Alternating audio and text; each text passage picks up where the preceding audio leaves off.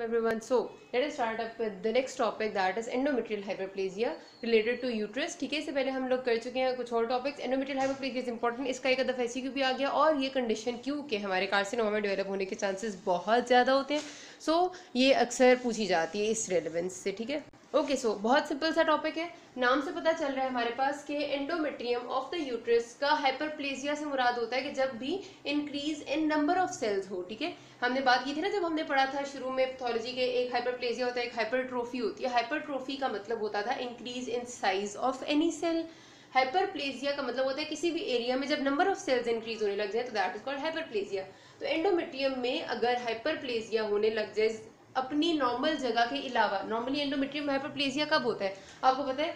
हर menstrual cycle के बाद. ये आपका मेंस्ट्रुअल साइकिल है ना, वो जब खत्म होता है तो उसके बाद एंडोमेट्रियम आहिस्ता आहिस्ता आहिस्ता आहिस्ता दोबारा से, मतलब एक आपके जो मेंसेस, मेरा मतलब था कि आपका जो मेंसेस का पीरियड जब खत्म होता है 6 दिन का है सपोज, उसमें आपका पूरा एंडोमेट्रियम शेड कर जाता है. एक उसकी जो बेसल लेयर है वो छोड़ के बाकी सारे एंडोमेट्रियम शेड हो जाता है.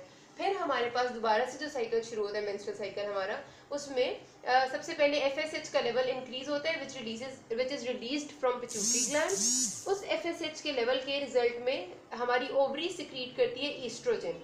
और ये ईस्ट्रोजन जो है ये आपके बहुत सारे और फंक्शंस करता है. ब्रेस्ट को साइज को भी इंक्रीज करता है, उसके साथ साथ ये आपके जो एंडोमेट्रियम है उसके भी साइज को इंक्रीज करता है. वो भी नई फॉर्मेशन ऑफ एंडोमेट्रियम करता है, यानी कि एंडोमेट्रियम का हाइपरप्लेजिया करता है थोड़ा सा, जितना जरूरी है. ठीक है, फिर उसके बाद आपको पता है कि LH सिक्रीट होता है, ओव्यूलेशन होती है, और LH के बाद फिर प्रोजेस्टेरॉन आने लग जाता है. फिर प्रोजेस्टेरॉन ये वाला फंक्शन ले लेता है एंडोमेट्रियम की ग्रोथ का, लेकिन ग्रोथ होती है. अगर उस वक्त हमारे पास इम्प्लांटेशन नहीं होती ओवम की तो फिर हमारा यही प्रोजेस्टेरॉन का लेवल डिक्रीज होता है और मेंसेस शुरू हो जाते हैं. लेकिन अगर हमारी इम्प्लांटेशन हो जाती है तो प्रोजेस्टेरॉन के लेवल इंक्रीज ही रहते हैं और एंडोमेट्रियम का हाइपरप्लेजिया होता रहता है प्रेगनेंसी के लिए. This is normal. मैंने आपको बताना था कि इसको हम पैथोलॉजी में नहीं कंसिडर करते.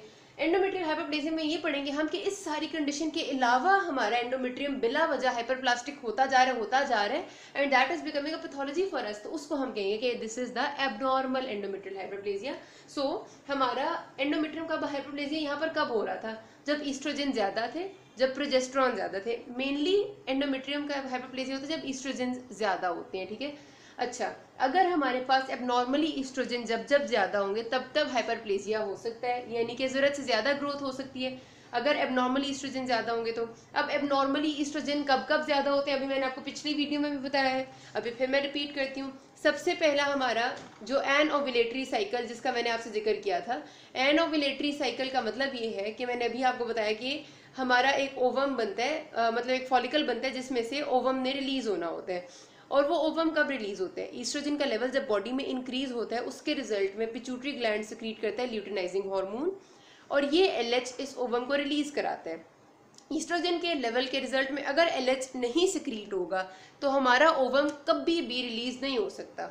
अगर हमारे पास ऐसी कोई कंडीशन है कि LH रिलीज नहीं हो रहा, बॉडी ईस्ट्रोजन को हाई करती जाती है just to increase the level of, या फिर जस्ट टू रिलीज LH ताकि ओवम सिक्रीट हो, तो हमारे पास अगर ऐसा नहीं हो पा रहा तो उसको हम कहते हैं कि एनओव्यूलेटरी साइकिल है. उस साइकिल में ईस्ट्रोजन बहुत ज्यादा हो जाता है और बहुत एंडोमेट्रियम की ग्रोथ होती जाती है, उसको हम कहते हैं कि एबनॉर्मल एंडोमेट्रियल हाइपरप्लेजिया हो गया. ठीक है, अच्छा. अब हमारे पास ये जो एनओव्यूलेटरी साइकिल है, ये इसका मैंने आपको पहले बताया था कि सबसे जो कॉमन अक्रेंस होती है वो पेरीमीनोपॉजल टाइम पे होती है, यानी कि जब मीनोपॉज आने वाला होता है, बिकॉज उस टाइम पे आपका जो पिट्यूटरी और हाइपोथैलेमस का एक्सेस है वो थोड़ा डिस्टर्ब हो जाता है, तो हार्मोन नहीं रिलीज हो रहे होते तो उस टाइम ज़्यादा हो जाती है. ठीक है, बहरहाल उस वक्त एक्सेस ऑफ एस्ट्रोजन की वजह से हमारे पास हो सकता है हाइपरप्लेजिया.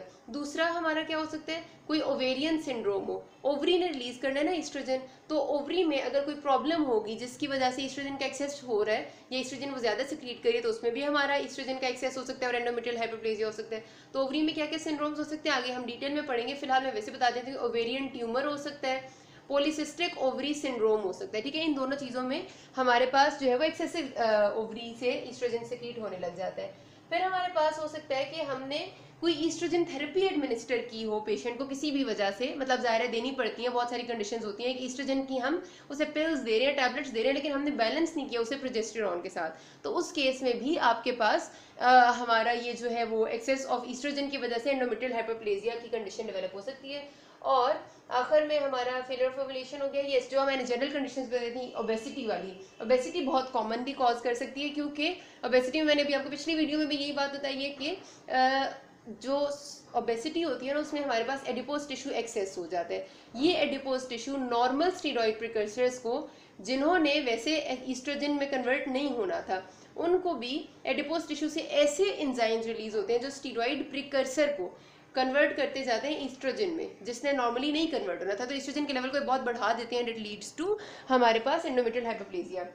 और जो एक देखा गया एक और बात, वो हमारे पास एक म्यूटेशन है, ठीक है, क्योंकि हमारे पास हमने कहा है कि ये जो हाइपरप्लेजिया यही कार्सिनोमा में भी डेवलप हो सकता है, कन्वर्ट हो सकता है, क्योंकि अगर हाइपरप्लेजिया बहुत ज़्यादा रहेगा, आहिस्ता आहिस्ता सेल्स एक तो बन रहे हैं, फिर एबनॉर्मल भी बनने लग जाते हैं, यानी उनमें एटिपिया आ जाते हैं। अभी तो हमने हाइपरप्लेजिया में हमने ये कहा है ना कि एंडोमेट्रियम है, ये एंडोमेट्रियम है, सपोज इसके कलमनर सेल्स हैं, ये एक्सेसिव बनने लग गए हैं, columnar cells, glands, lamina propria सब कुछ, लेकिन अभी नॉर्मल बन रहे हैं हाइपरप्लेजिया में। जब ये सेल्स एबनॉर्मल भी हो जाएंगे, यानी इनमें एटिपिया भी आ जाएगा, तो दिस इज कॉल्ड एज, फिर हमारे पास वो हो जाएगा कार्सिनोमा। तो अगर हमारे पास, बताने का मकसद ये था कि अगर हमारी जो ट्यूमर एक जेनेटिक म्यूटेशन हुई है जो पहले हाइपरप्लेजिया थी और बाद में वही कार्सिनोमा में डेवलप हो गया, तो वो भी मतलब हाइपरप्लेजिया के कॉजेज में से आ सकती है। तो जो हमारा एक ट्यूमर सप्रेसर जीन है P10, जो नॉर्मली एक्सेसिव या एबनॉर्मल ग्रोथ को रोक देता है, अगर इसकी म्यूटेशन हो जाती है तो हमारी एबनॉर्मल ग्रोथ या एक्सेसिव ग्रोथ ऑफ सेल्स रुक नहीं पाती, ठीक है। अगर हमारे सेल्स एबनॉर्मल ग्रो करें ना, ये फौरन रोक देता है, पुलिस है ये। लेकिन अगर ये खराब हो गया, इसकी म्यूटेशन हो गई, तो फिर वो पुलिस जितना मर्जी कोई ग्रो कर ले, जितने मर्जी लोग बाहर निकले, उन्हें नहीं रोक सकती, तो वो ना रुक के रोकेगी तो फिर वो होते जाएंगे। तो फिर P10 म्यूटेशन की वजह से भी एंडोमेट्रियल हाइपरप्लेजिया हो जाता है। तो ये कॉजेज है मोटी मोटी, इसको ना हम कैटेगरीज में डिवाइड करते हैं। दो कैटेगरीज होती हैं हमारी, एक होता है हाइपरप्लेजिया विदाउट एटिपिया, अभी मैंने आपको बताया, जो कि नॉर्मली एंडोमेट्रियल हाइपरप्लेजिया कंसीडर किया जाता है, जिसमें सेल्स बढ़ तो रहे हैं, कलमनर एपिथेलियल सेल्स जो हमारे एंडोमेट्रियम के हैं, लेमिना प्रोप्रिया, ग्लैंड, वो सब कुछ बढ़ तो रहा है, लेकिन नॉर्मली है, सारे सेल्स जो नए बन रहे हैं वो सब नॉर्मल है। हाइपरप्लेजिया विद एटिपिया, जो नए सेल्स बन रहे हैं वो एटिपिकल हैं, दे आर नॉट नॉर्मल, उनमें कोई ना कोई प्रॉब्लम है, ठीक है। तो हाइपरप्लेजिया विद एटिपिया जो है, इसकी कैंसरस होने की जो चांसेस है वो बहुत ज्यादा होते हैं। इसमें से मैक्सिमम जो हाइपरप्लेजिया विद एटिपिया होते हैं वो एंडोमेट्रियल कार्सिनोमा में लैंड करते हैं। इसलिए अगर हमें कभी भी हाइपरप्लेजिया मिले जिसमें सेल्स भी एटिपिकल है, तो हमें कार्सिनोमा को रूल आउट भी लाजमी करना है और उसको फॉलो अप भी लाजमी करना है ऐसे पेशेंट को। जो विदाउट एटिपिया है, इसमें कार्सिनोमा में डेवलप होने के चांसेस 1 to 3% है, लाइक बहुत थोड़े चांसेस है, ठीक है। तो ये हमारे पास सारे के सारे इसके कॉजेज हैं। और फिर हमारे पास ये इन द एंड, लाइक अगर इसको हमने जो अभी कॉज होती है उसको हम ट्रीट कर देते हैं तो ये ठीक हो जाता है, लेकिन जो एटिपिया वाला है वो प्रॉब्लमेटिक होता है, वो कार्सिनोमा बन सकता है, जो हम अगली वीडियो में करेंगे। अभी तक कोई भी मसला हो, you can ask me. Thank you.